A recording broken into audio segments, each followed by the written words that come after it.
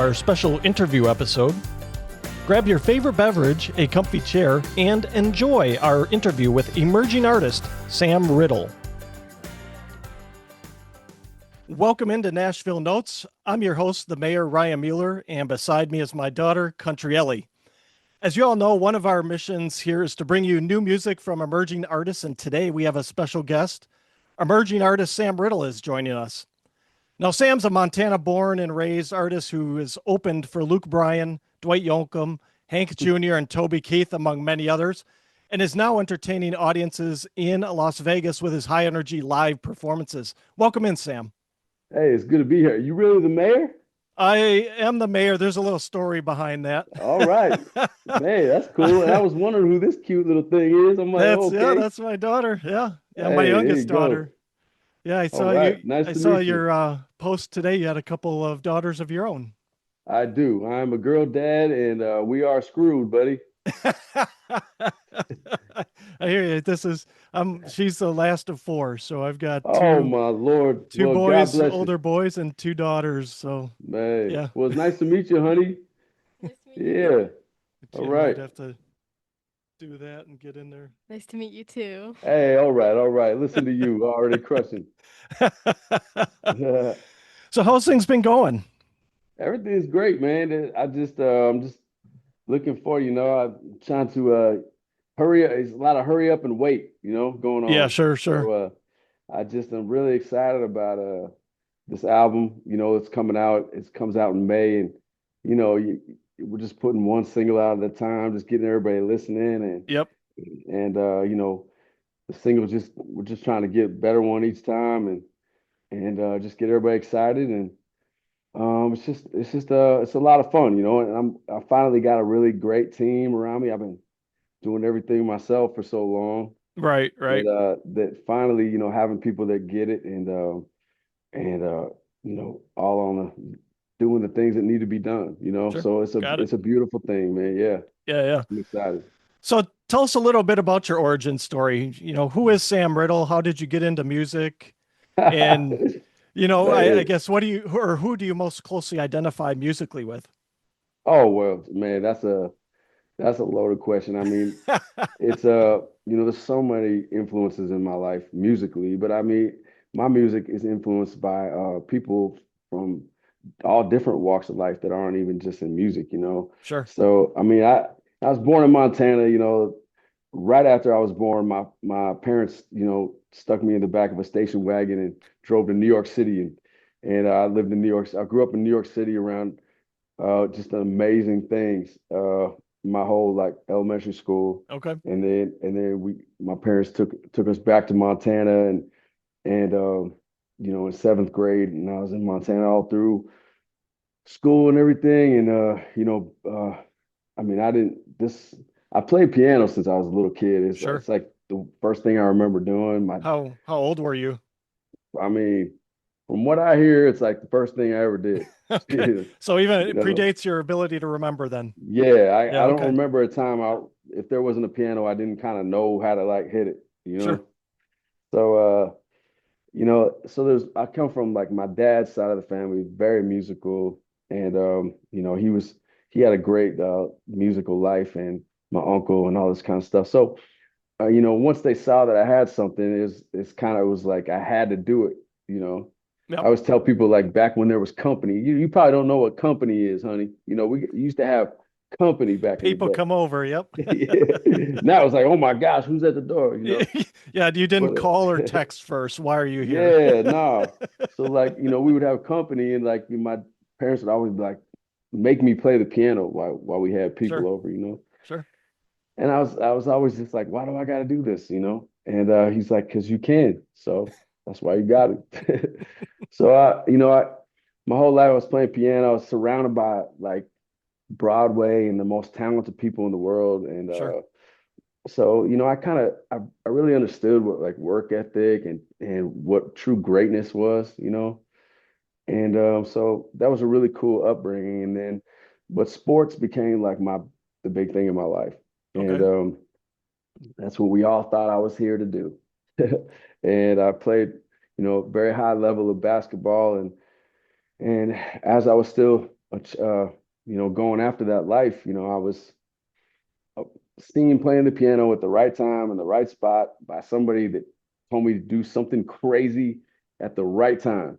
Right. And next thing I know, I'm in Las Vegas, just feeling like I'm gonna be here for a couple weeks and act like I'm, Ocean's 11 for a minute. And Yeah, yeah. and next thing I know, I'm playing 7 nights a week in every like upscale lounge, like Okay. anywhere there was a grand piano and a dress code and a chandelier, and like fancy, that I played in every single one of those every single night and singing, I just was like the only guy like under like 70 years old that could play like stride piano and like could sing like Sinatra songs and stuff. I mean, Right.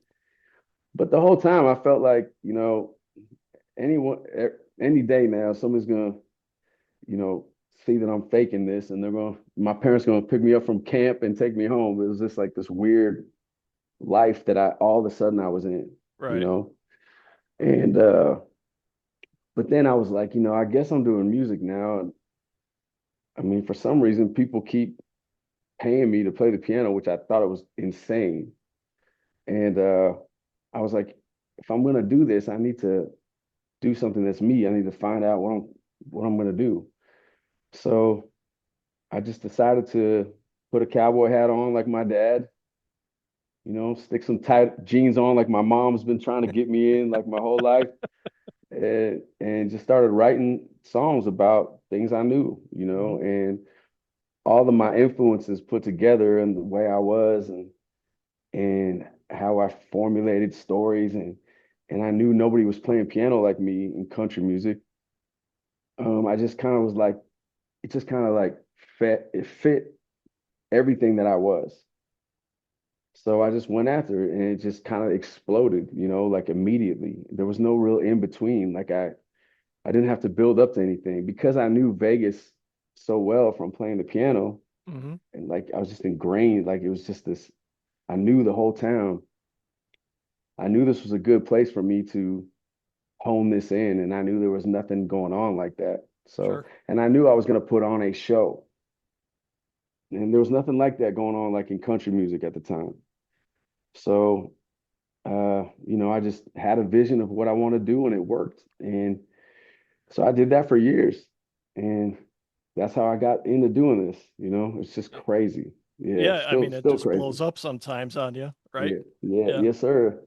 Yeah, Yeah, it's so just you're yeah. you're kind of talking about Vegas a bit, and it sounds like that's been your home base for a while now. And usually country artists, once they make that swing, even if they're coming from, a different background, the first place they go is Nashville. But you haven't done that. Right. You've stayed in Vegas. Nah. So what has made you make Las Vegas your home base? Well, I thought I had this genius idea, that no one has ever done. And because I knew what Vegas could offer me and that I kind of knew the ins and outs, I was like, why would I go to Nashville, have to get a job, probably sleep on a cot chasing this thing when I know for a fact that I have big stages for what I wanted to do, Hmm. uh, sound guys, lights, and a built-in audience of people from all over the world, and I can make a living doing it. I don't have to do anything else. I can do that. And I was from the school where like if you become great at something, they're gonna see it, you know? And I used Vegas as like I've always looked at it as like a gym, like a place Okay. to work it out and hone it in. Yep. And even though I knew I had the entertaining part down from the beginning, I still was trying to figure out who I was, like, you know, how to translate the fact that you can tell everything about me from my live performance. You know Hmm. exactly who I am. Yep. I, I was trying to figure out how I can do that in recording, Mm. So I experimented for years doing all kinds of,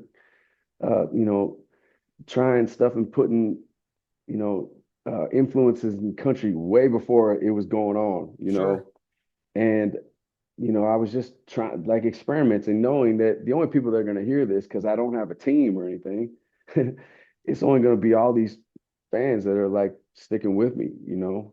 Yeah, the ones seeing your So shows. yeah, but Yeah. even then, it's like it's such a tourist town. I remember I would do a show, people come, that is the greatest show I've ever seen. What's your name? And I'd be like, my name's been right there like the whole time. It's my So backdrop. Did you yeah, not read it? yeah, it's crazy. So it's like the people that really like paid attention, remembers it, Mhm. and because there's gonna come a day when everything kind of blows up, and there'll be people from all over the world go, oh yeah, that's that guy that we Right. saw at the Yeah. thing. Yeah, but I mean, I thought it was. I've never really ever been the type to do something that like everybody else does, Sure. and I wanted to. I knew in order to be truly great and be really remembered, I wanted to do it in a way that was a path that was kind of given to me, and not try to go do what everybody else did. Mm. And I just I would go to Nashville, and like I would meet people would try to get me out there. Nashville would call, here and there, but I just never felt like, number one, I had the thing all put together yet, even though people thought I did. I didn't think that yet. And also, I don't think Nashville knew what to do with me because there's these boxes that everybody's got to be put in, Right. and I'm none of that. So it was just it wasn't until this last record label that they did enough research and did their due diligence to see what I was and how big this thing could be, and they are giving me the opportunity to put that all together. Yeah. So Yeah. Right. I just thought it was the best way to go. You know, I just thought it was smarter than going anywhere else and not putting it together properly. Right. Yeah, Right. Well, yeah, you already had the build up, right? Like you said, you had a job already, so you're already yeah, not having to worry about where's my income going to come from. exactly. You can go and focus on your music, which I think Yeah. is to me seems like it'd be a really key thing to be able to do, right? Yeah, but there's the business side is the side though. It's Right. like Oh yeah. nobody cared in Nashville that I'm playing 300 nights a year. I'm playing the biggest showrooms here. Right. I'm killing it every night. But they're signing and looking for people that are playing covers in their bedroom and getting 1 million views. Yeah. So I'm thinking like, man, this is backwards. So I just kind of stuck to my guns. I I knew that when it was time, it was gonna be time. I just trusted, the timing of God, and just I just knew it. And He never dropped me. There was always something to keep me pushing, and I was always able to, stay disciplined and not get into the things that could take you down. Right. And it's just all worked out. I mean, it's not really, you got to remember, like, especially for you, honey, you got to remember it's not about getting to where, it's about what you do along the way. You're already doing it. It's about who you become on the way to the thing you're trying to get to. So I just try to remember that all the time, Yeah. It's really, really great advice. And I'm glad you kind of mentioned your musical journey a little bit because you do have two EPs and three singles out that I found on Spotify. So Yeah, we're which is a following you on mistake. Spotify. First of all, I can't even believe those are still up. We took down like 99% of everything Okay. to put the focus on like the new Yep. stuff with the Yep. label. And the only stuff that's up there is stuff that I didn't put. I don't know how it's up there. Okay. Well, yeah, So I found it, yeah, but hey, it's out there, baby. I mean, whatever.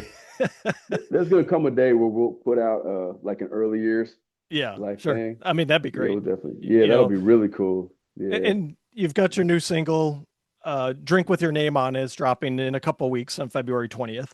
And Yes. what I've noticed from what's still out there that you thought you had grabbed is you really had an evolution in your sound, right? I think it goes back to what you were explaining before about having just kind of the testing ground. You were experimenting with a different kinds of sounds and things. And I noticed you Yeah. really evolved kind of from the pop end of the spectrum to, Yeah. a Bad Picker, which is more like a country rock sound. What really Yeah. led to that pivot in your sound?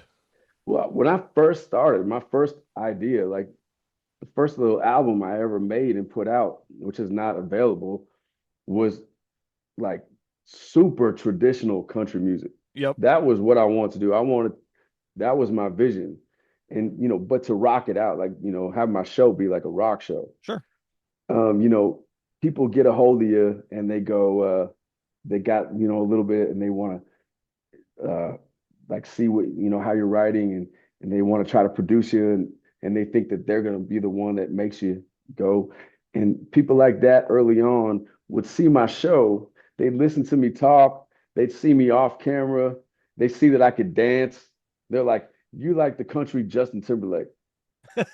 And I'm like, no, I'm not, like, but at the same time, I still wanted to, you know, test that side of me. And every song I was making was really just about like what I had at my disposal in Mhm. the production room. Like, oh, I'm working with a guy that can make beats like this. Oh, cool. Let's try this. Because this is also me, but I still don't really know how I'm really gonna sing, So like I would like I was always working on different parts of my throat, like different parts of my mouth. Like, am I gonna really let my accent be heard? Am I gonna do this? Like all these cool little like artist development things I was doing on my own, you Mhm. know. And I also I was in like a real Prince phase at the time too, and Okay. and I was always like, man, what would Prince? And I always love how early on Prince, like, he would do things like he would try to go find the edge, you know, Sure. to know where to come back to. But you had to go to a place that made you uncomfortable, Right. you know. So Right. like I would just try these things, and it took me a long time to find my authentic voice, Mhm. like just to sing and know this is how I sound, and I'm not trying to do an impression of anybody and all this kind of stuff. But the evolution of all the songs I made was really just about, oh, we can. I know I met this guy who's got this studio, and we got this amount of money, and uh, he can do this. Sure. So I would try to find like something that we could make, and knowing that like at the end of the day, when this is all ready, I know what I really want to explode out into the world with. Mhm. But I want to try this, I want to try that. So that's where it really all came. I mean, now on this album, I am who I am. I'm comfortable with who I am. Like I wanted to just show people that I'm country. I don't want anybody trying to stick me over here and over there. I'll get more creative and show other sides of me, as albums come. Right. But I want people to understand who I am right now Mhm. and not put me in a box because they don't know me yet, you Right. know? Right. So Was that's kind of the point here. Yeah, what was there a point or like an event that really stuck with you, or what was that point where you kind of stuck your foot in the ground and said, "No, I'm just going to be Sam Riddle. I'm going to be me. This is Yeah. going to be my sound. I'm going to do this." Well, there was many times like that. I went through different evolutions all the time. And you know, this label that has come along and the fact that they could see and they could hear and all the stuff, they got to hear things that nobody's heard, like Yep. just hundreds of stuff that I have demos and voice memos and all this stuff. They could see what I was. Hmm. And they said, we want an album like this. And because they had such a focused vision of how to introduce me, it was very, very easy for me to go, I know exactly what to do, Hmm. right? But there was always lines in the sand that I made all along. I mean, I was trying so many different things. I was always trying to evolve into the next thing. What is nobody else doing? Hmm. You know, and I would try to always do that. And then once I saw people starting to do that after I did it, I would be like, well, I can't do that anymore for fear that somebody sees them first, and then they see me and I look like I'm copying them. you know. Yeah. So it's been like I've been very fortunate to have Las Vegas to do this. Hmm. Obviously I've also traveled a lot and done shows everywhere, but Las Vegas has really been the place where I've been able to try all this stuff and really hone it in and make mistakes if they were mistakes and kind of do it under the radar as Right, well, right. you know. So yeah, I've been fortunate to do that. Good. So Yeah, man. your most recent single, Bad Picker, was released in November of last year.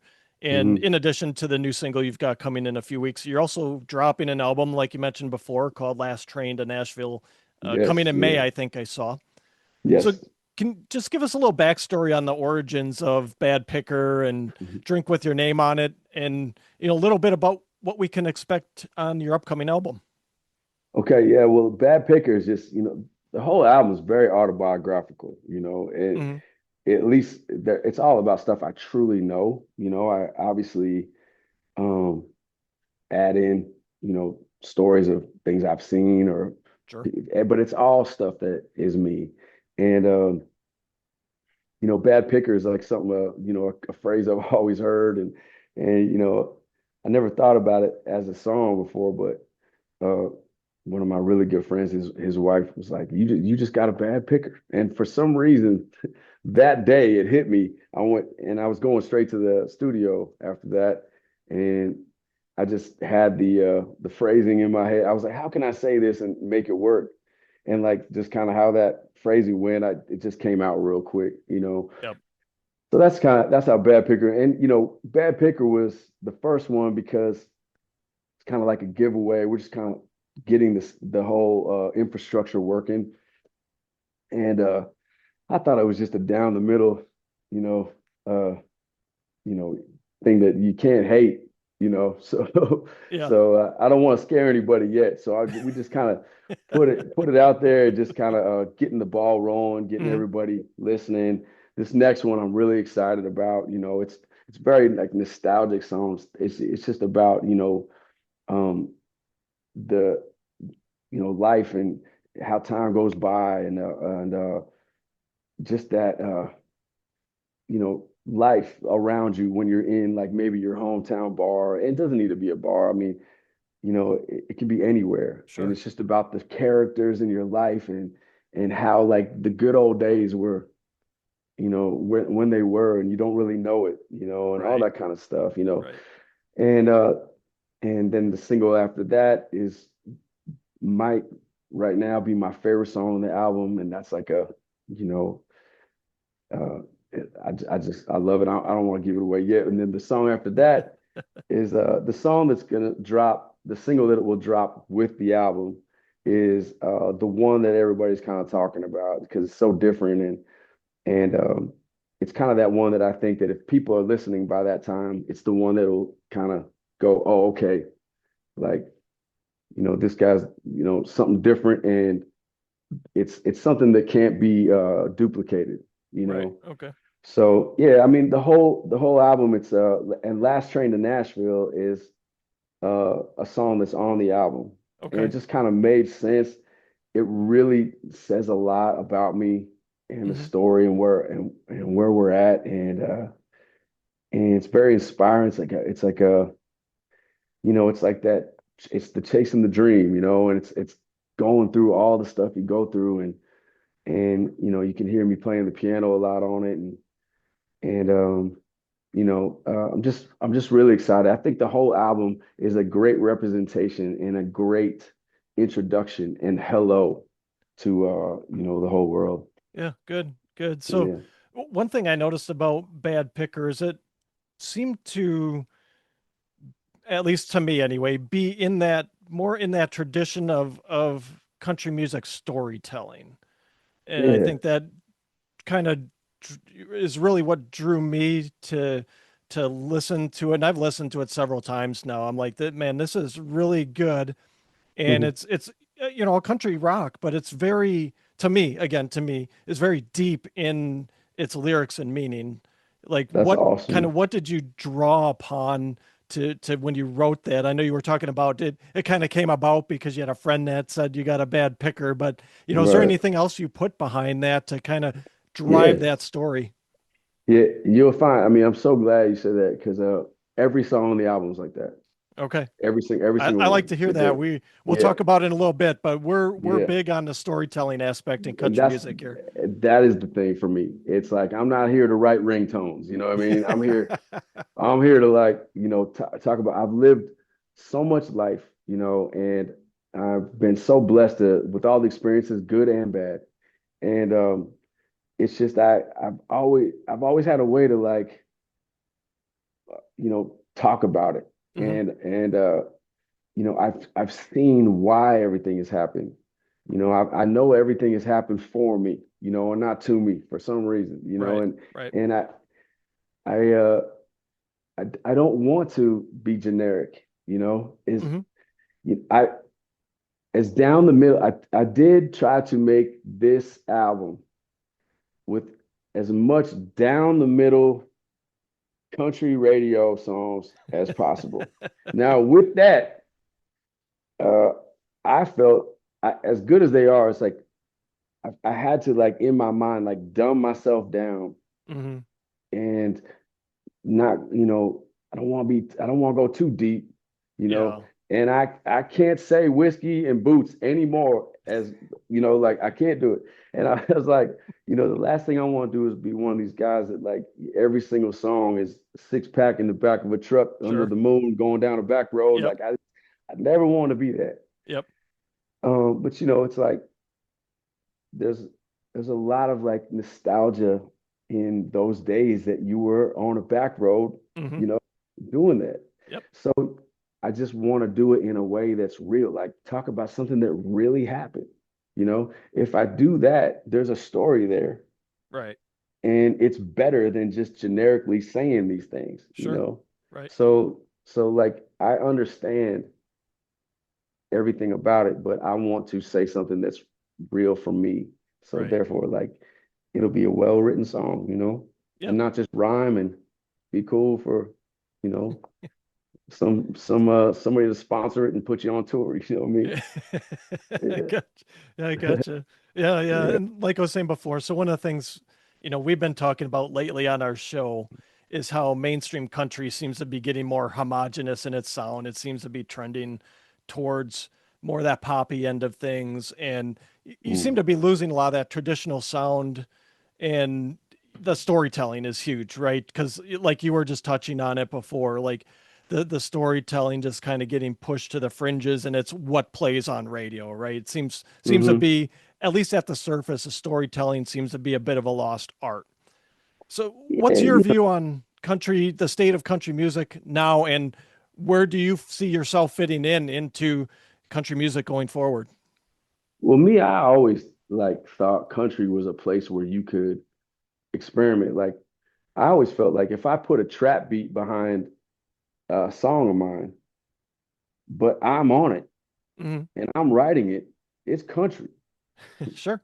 Okay. That's what Yep. I always felt. So if it's real to you, what I see is dudes that they don't know the hood like me. So like they're putting these things and they're trying, it's just not authentic, Hmm. you know. So like to me, country music is the truth. If it's the truth, Hmm. that works, Um, but like Nashville, like it'll go and everything goes in cycles. Definitely. I think there's gonna be a big push and a big like thing towards more traditional. I Hmm. think that's gonna be a thing. But again, it's like for me, I'm really happy that country music is such a diverse genre now. Yep. That's cool. That's Yep. that's really cool. It's what's made it, you know, get to so many people. Um, And but that's what I've always done at my shows. My Hmm. shows I have to, people every night. I hate country, but I love this. What? And I'm not even. I'm country. It's Right. just Right. that if they can see that they can feel that I see them. They feel seen. They feel like Hmm. they're not somewhere that's crazy. That you know what I mean. Right. So it's like more of an encounter than escape. You know, Sure. and but anyways, I think it's great how diverse the genre is, and I'm just not really worried about it. Nashville is always a little bit behind of what's like going on. Yeah. And, like when it started getting poppy, I mean, it sounded like what pop music was in the late 90s. You know what I mean? So they're Yeah. just kind of like somebody took a chance that had a deal and some money behind them, and now it works, you Yeah. know? Right. So if you can bust through with a different sound somehow Mm-hmm. and you actually get through, they're going to try to make 1,000 clones of you. Sure. So, Yep.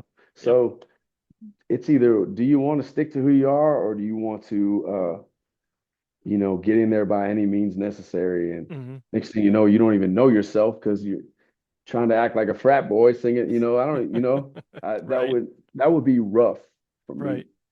So I just think I think it's a great thing that it's so diverse. I think that it's going to be fine. I think the traditional thing will be a thing again. I Mm-hmm. think it still is. Good is good. Mm-hmm. I mean, thank God for a Zach Top that is doing Yes. him, and it's good. Yes. It's Right. really, you can tell it's really him. Right. You know, I'm not Zach Top. I'm not Chris Stapleton. I can't do that. Right. I can't open my mouth and sound like him. Right. It's like, but if you do what you do good, it's that works. Sure. If somebody's trying to do 90s country and it's not Zach Top or somebody that's really embodies that, it's gonna make traditional country be like, oh, that's not coming back. Yeah. Right. You know what Right. I mean? So Yep. it just takes the real deal to get through, Yeah. and I just uh I just hope the standard of the real deal stays where it needs to stay. Sure. Right. And that's not always the case. Right. Yeah. Yeah. And that's probably true in a lot of things in life that, Yeah. the Yeah. real deal has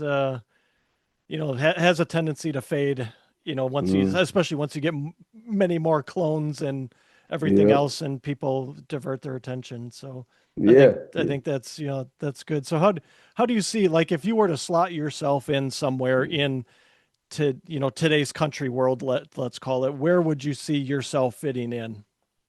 Well, I think the album is going to be it's no doubt a country album. Hmm. You know, Right. we've been very strategic on that. I've gotten in a little thing here and there, but on this album, but at the same time, it doesn't deviate from that. It's a no doubt country album. Yep. So, but if like I said, I do think that it's like not definitely worthy of being in where the country music is today. You Hmm. know, I took into account when the focus was put on like the clear vision of the album. I said, okay, I'm gonna do that, but I'm gonna try to do it better, and I'm gonna try to do it so it's definitely me. Yes. So it fits in what's going on today. There's, you know, there's not really anything that is like futuristic, you know. Okay. So yeah, that I wasn't allowed to put any of that on this. They said, oh, maybe album two, but definitely album three. You can do that anything Yeah. you want. I'm After you like, get to the oh third man, one, you are yeah, good. You can do yeah, whatever you want. yeah, Yeah. yeah. I'm not really pushing the culture at all right now. Yeah. Yeah. But I am definitely doing something that is worthy of, and not just worthy, like really is a great representation of where country music is today. Sure. So Yeah. it's It's it's great. not broke. It's not bro country or outlaw country or Americana. Or there's a little bit of everything, and it makes it. You could even say it's like a pop country album, but it's not. You know what I mean? Yeah. I mean, if it sounds like Bad Picker, Yeah, I it would, all sounds like Bad Picker to then me. I would, Yeah, yeah, I wouldn't, I yeah, personally wouldn't call it a pop country album myself. yeah, Some exactly. might be just because, again, we've got that blending, but I would say Mm. you're, if it's like Bad Picker, you're firmly in that definitely country, like you said, in that more, Yes, rock side of country. yes. Oh yeah, definitely. The whole album Yeah. rocks, but it's definitely down the middle country, and there's gonna be no doubt about it. Yeah. Good. Yeah, yeah. Good.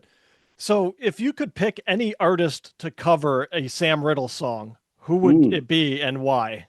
Oh well, I mean, it's like it. If I knew who was gonna sing it, Like I Yeah, would you get to know pick. It can be what. any artist, live or dead, anybody across the history of country music that you could just go and say, I want you to cover my song. Oh my goodness. Well, it just first of all, it depends on the song, okay? Like You I'm can give me a like couple too. I mean, okay, so like all the greatest voices, like I would know what I would want to write for Hmm. them. You Okay. know, like if I had Randy Travis Oh man. Yeah. and I could if I knew he would cover a song of mine, Yeah. I would write it a specific way. You Sure. know what I mean? Yep. That it would kill it. If I had Chris Stapleton, I could give him the phone book, you know? Uh, if I had a piano song that had some soul in it, I would want Ray Charles to sing Oh, my there you country go. song, Okay. Yeah. but I mean, if I wanted it to be huge, it would be a different story, Right. Right. I'd probably get some, the biggest artist of all time. But I mean, look, I mean, man, it would have to be somebody like a Chris Stapleton, Okay. somebody that like is able to take songs to places that I don't even think. I'm so glad that I like Chris Stapleton songs, for instance. Like, um, I love covering them Hmm. because it's like I love where he goes. Like, Yes. I love Yeah. how I wouldn't have thought to do that because I don't have that instrument, but he forces my instrument to do that and it makes me sound cooler, Like Right. I would love to write with somebody like that Yeah. because it would be like it would take like the stories that I have and just like level them up. I mean, imagine having an instrument like a Carrie Underwood, where you could like just go crazy and make one word way more emotional Yeah. than than you could make that. Sure. You know, I'm pretty just straightforward. I sing, I try to interpret, my life with the voice that I've been given. Hmm. But those people that can really, like when they open their mouth, it's just like, how do you even do that? Chris Stable, if you watch him, maybe I don't know if it's because of the beard, but it looks like he's not even moving his mouth. Yeah. Oh, yeah. I just saw him singing on a video maybe a week ago. I was watching it. Yeah. I mean, it doesn't look at all like he's It- even moving his mouth or even opening it at It's all. it's just a gift, man. Yeah. So people like that. But it would depend on who was willing to do it, and that's the song I would write because there's so many people. I mean, even like a guy like Morgan Wallen, man. If I knew he was gonna do something, I would the song I would it would be a banger, and he would just kill that. Right. And so it's just there's so many. This thing about Nashville too, man. It's like you go down there and like the janitor can sing better than Oh, anybody, yeah. And Yep. I'm just like, man, but the thing about it though is that I've always known this, it doesn't matter. There's so many people that can sing. It's it's what are you using that for? Like what are you Right. saying? Yep. Who are you saying it to? And how are you using it? Just because you can sing doesn't mean you just sing. Like, Sure. Right. you got if you really the thing that makes things very special is what they're saying and who they're saying it to. You don't have to, every note doesn't have to be crazy. It needs to be right for like that person that you're speaking to, Hmm. you know? And that's something that I think is really like, I don't know, not forced enough in a place with so much talent, you Right. know? So yeah. Good. Just a little thought for the day. Yeah, no, it's good. It's good. Yeah, I mean that's great insight. I mean, and I like what you had to say about the note being really right for the person, right? It's got to be right for the story. Yeah, And I think one of the big things to us is, the best songs are the ones that draw that emotion out, like you said, through either the vocal talent, the writing, just a nostalgia factor, yeah, is to me is huge. And kind of to the point before, like if we have all that, it doesn't matter if it's pop country or bro country or yeah, rock country or hip hop country. If you have that, I mean, it's a country song. yeah, man. I mean, it's just how you connect. If it's coming from a real place. Yep. But I mean, there are people in country music though, like they can take a song that's okay, and because they sing it so good, it's Yeah. huge, Sure. you know? Right. So yeah, it's just a crazy thing. And it's art, you know, it's magic. It's something, it's not science, you know, you can't, you know, it's all this, just this thing, man, that is, you know, it's your perspective of it. You know, everybody's got a different opinion. It's just a crazy thing. Yep. But when it all comes together, man, it's like, it's really amazing. Yeah. Yeah. Yeah. Absolutely. Mhm. So great. Want to thank you. And before we go, I want to give you, an opportunity here just to let everybody know what you're working on, your shows in Vegas, where they can see you, what you might have over the next few months. Plug your album again. Yeah. Yeah. Well, I got, Anything you want to let anybody know. well, February 20th, Drink with Your Name on it. Really excited about that. You know, everybody start listening. Please, everybody, like share all the things that like really, you know, get the word out as much as you can. They just keep getting better on the way to the album. Album comes out in May, and we're just kind of like as everything builds and as everybody's listening and gets involved and starts getting on board, that's what's going to take us around the country to all the places we're going. And I I'm not concentrating on, you know, Vegas right now. Vegas is here. I'm concentrating on how can I get to everybody else. You Mhm. know, how can I get all around the country and see all these people and bring everybody together and and see this thing that has been going on for a long time that that nobody knows about yet. Yep. And it's just exciting. It's uh, I just hope everybody starts to listen and says hi. I hope to get to know everybody out there, and I hope to see all of them. And it's really going to be special, and something that I don't really think has been done before. So I just I hope everybody listens and comes to see me.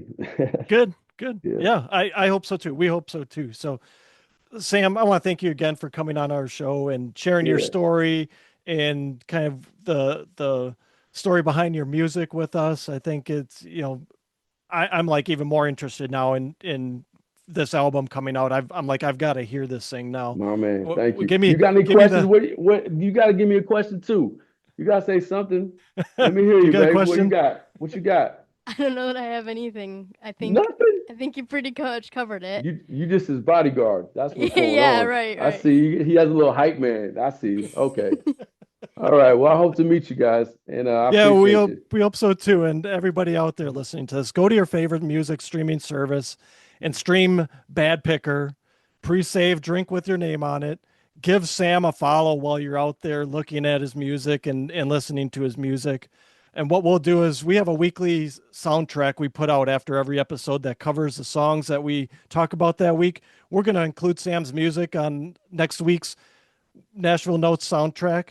You can follow Sam on Instagram, on Facebook, his YouTube channel. I'll put all those links in the. SamRiddle.com. Oh, SamRiddle.com there is you a go, good spot too. samriddle.com. I'll Yes, put sir. all the links in the show notes for you. Thank you all for joining us. Thank you, Sam, for your time today. Like I said, this was awesome. This was fun. You definitely have a couple fans here at Nashville Notes, and we hope you join us again sometime. Anytime, man. Thank you so much. All right. Thank you, Sam. All right.